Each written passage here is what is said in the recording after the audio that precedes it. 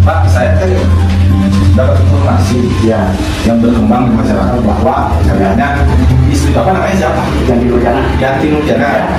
Alamatnya di mana, Pak? Tapos. Di Tapos ya, Desa Cipanenang. Ya, Cipanenang. Oke. Katanya sih Pak, benar apa enggak?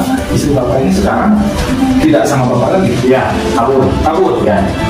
Informasinya keluar negeri Pak? Ya. Bapak mengizinkan nggak? Enggak. Enggak mengizinkan.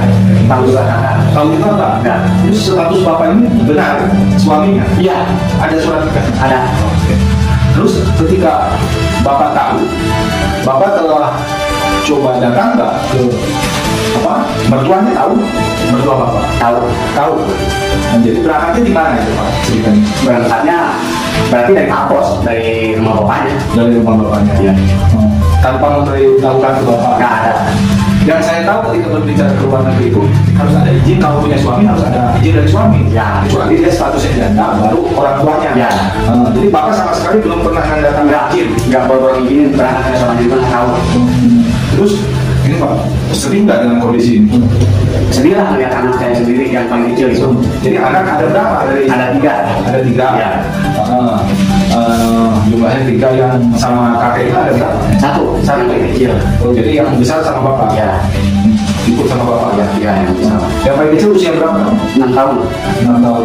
Jadi mohon semuanya mohon disimak bahwa Pak Denny ini adalah suami dari Yanti Nurjana yang berangkat ke luar negeri tanpa izin dari beliau selaku suaminya.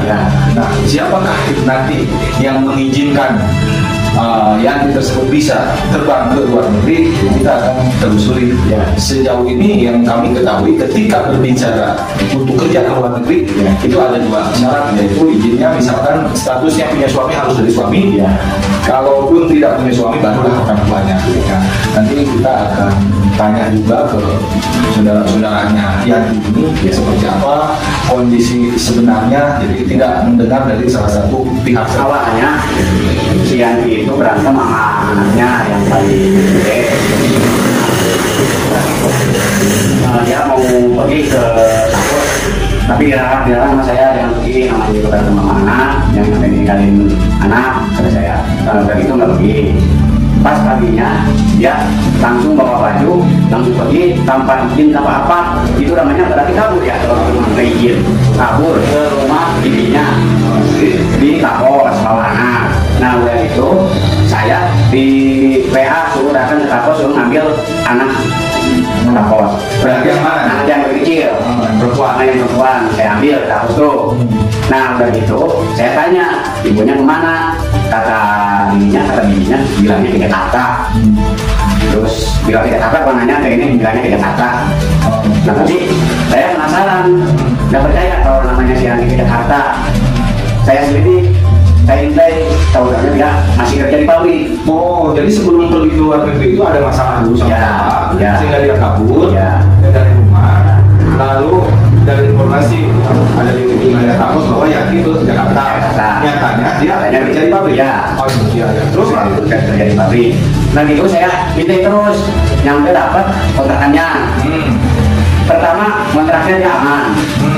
Nah pas udah mau sebulan lebih, dilihat udah ada udah pindah. Oh pindah dari pertama.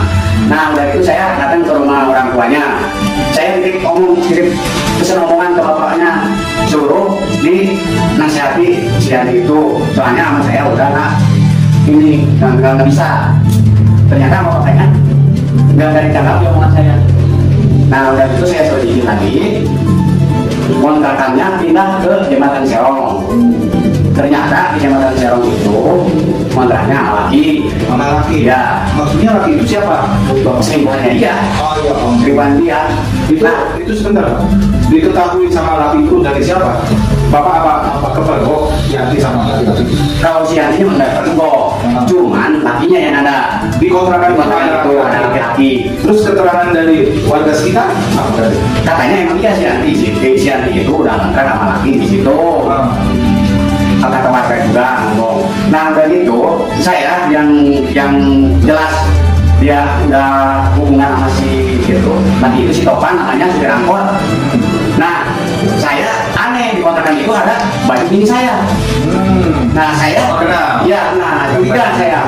Nah udah gitu, saya penasaran. Udah gitu saya lihat ke kamar mandi. Udah dilihat ke kamar mandi, ada celana dalam pilih saya. Udah gitu, ada celana tidur, baju tidur. Malah di waktu saya masuk ke kamar mandi, saya pegang celana dalamnya masih basah. Baru dicuci. Tuh celananya celana tidur, baju tidurnya ada di situ. Itu pasti saya nggak bakal salah lagi, itu udah berlatina kata saya. Oke, saudara, jadi apa yang disampaikan Pak Dedi ini adalah curhatan yang memang real, dia yang mengalami kondisi bagaimana hatinya ini teriris karena ternyata sebelum istrinya ini pergi ke luar negeri ada peristiwa yang dianggap tidak lazim ya, yang diketahui oleh suaminya ini Pak. Terus